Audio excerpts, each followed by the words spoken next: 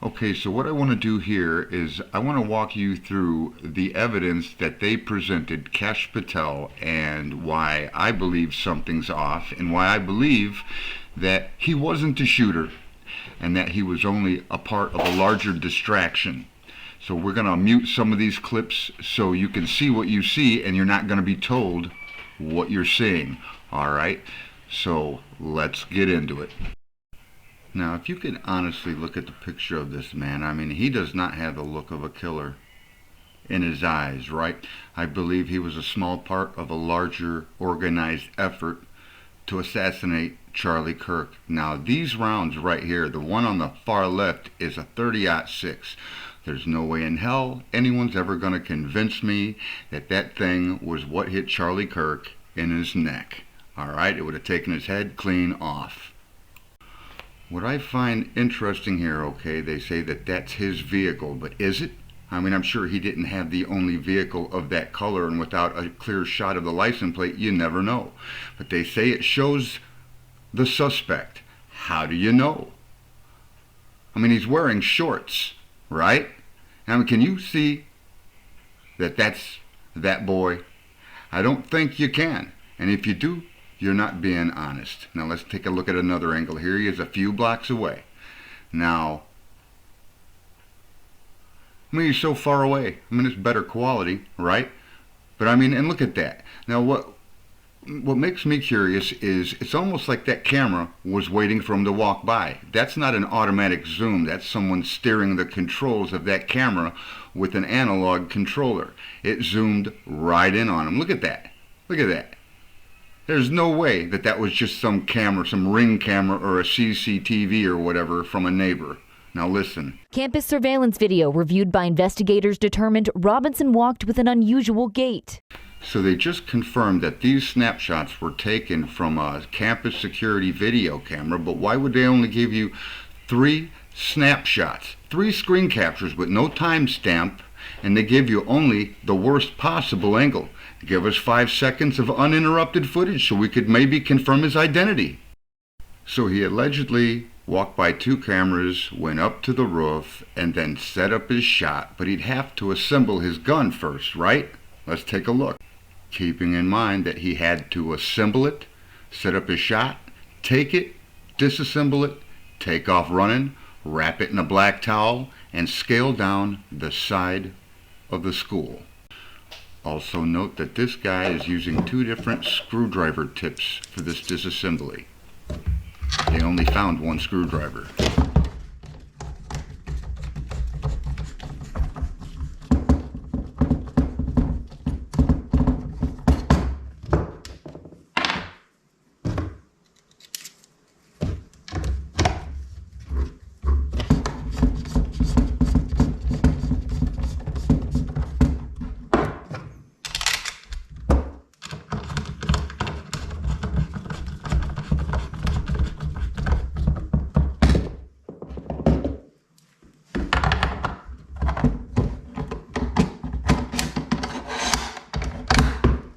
There we go.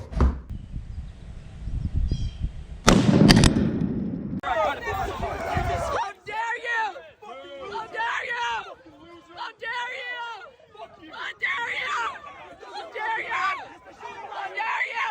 You're such a monster! What a monster! Such a monster! Monster! A monster! How dare you! Back it up! Back it up! How dare you!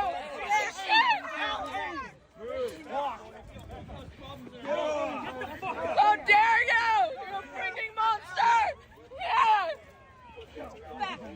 I don't know. He said he shot him, but I don't know, dude.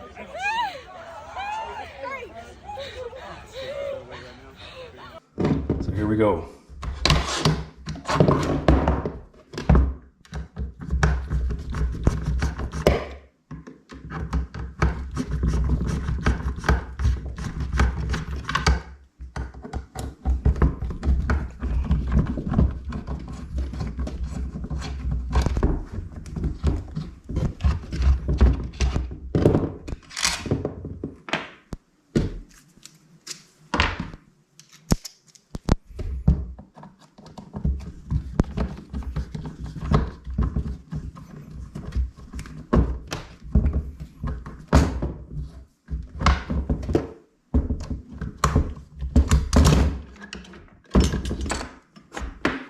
Okay.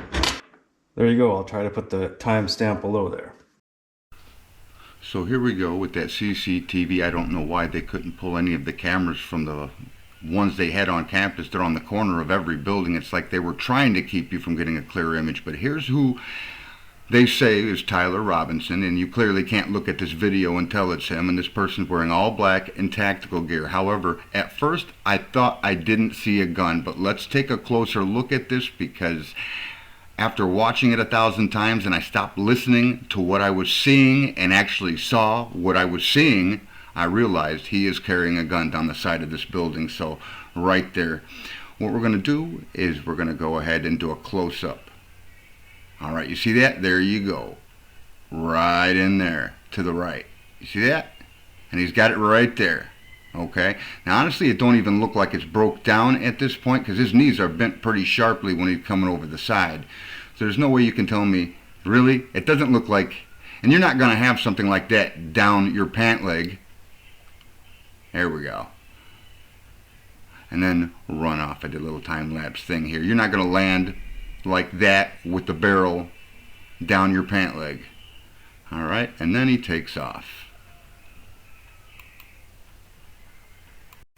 Now here they are again with one of those weird cameras that's like zooming in on some random image in the background, blurry. You can't make out who they are, but they allege it's him, but there's no way in hell they could possibly know that.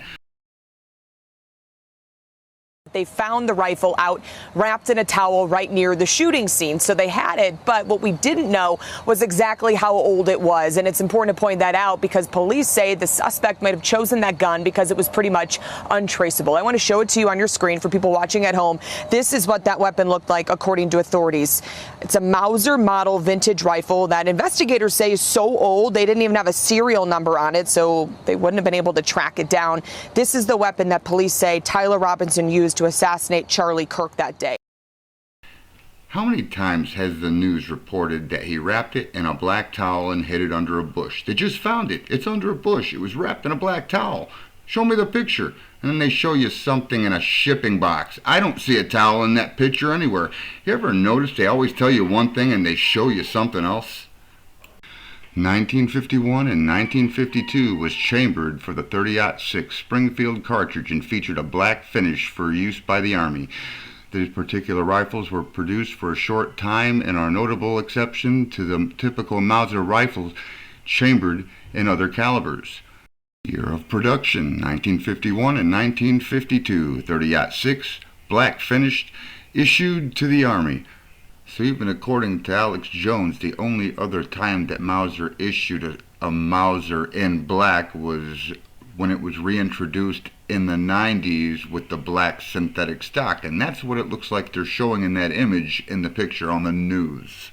So you're telling me that they're holding this kid in custody. I'm not saying he's innocent. I'm just saying that based on what they're showing, every video, every photo, bad angle, blurry, grainy, and some of these cameras, the way they pan and zoom, was like they were waiting for him to walk by, like they knew ahead of time. So how do you make a flimsy case like this hold up in court? Well, if you're Kash Patel, you pull some bogus text exchange out of thin air that's so perfectly drafted it completely implicates this kid 100% without a doubt, and even included his furry boyfriend who was really concerned. It wasn't you, was it? Yeah, it was me. I'm sorry, my love.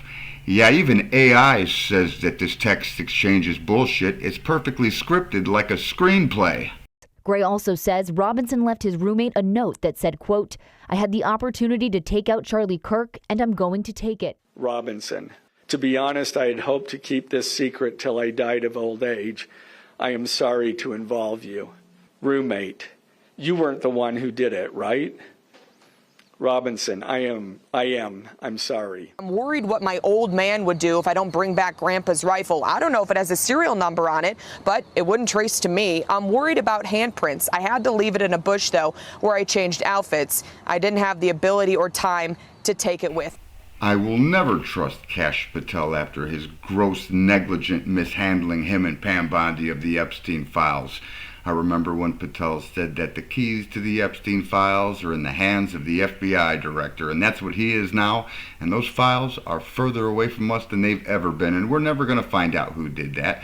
We're never going to find out who did this, because it's just like with JFK, with Martin Luther King, and every other major public assassination. The narrative that they ran with from day one was always bullshit, because it was always an inside job. So long story short, Charlie Kirk was assassinated because he couldn't be controlled by his Jewish donors. He had too much influence, and he had his own mind. And in this world, we all know that anybody that spreads light is usually taken out, because there's always something behind it pulling strings, trying to control you and the way you think. But all I have to say is, in the end, the person I thought was the craziest was Candace Owens. But now, I'm starting to believe that she may be right. Also, I wanted to point out the fact that there seemed to be an incredible lack of blood at the crime scene. Keeping in mind that the average human being carries 8 to 12 pints, Charlie Kirk was a big boy. That guy was easily a 12-pinter, and to take a 30-06 to the carotid artery, a hole like that, it would have dumped every ounce of blood out of his body in less than 3 minutes flat, and there should have been a geyser of blood. But if you go back and look at any of the video, you'll notice that anybody that's working over him, not a single one has a drop of blood, and I find that suspicious as hell. So this is all I got for you today, guys. Until the next one, stay out of trouble, and we will holler at you later.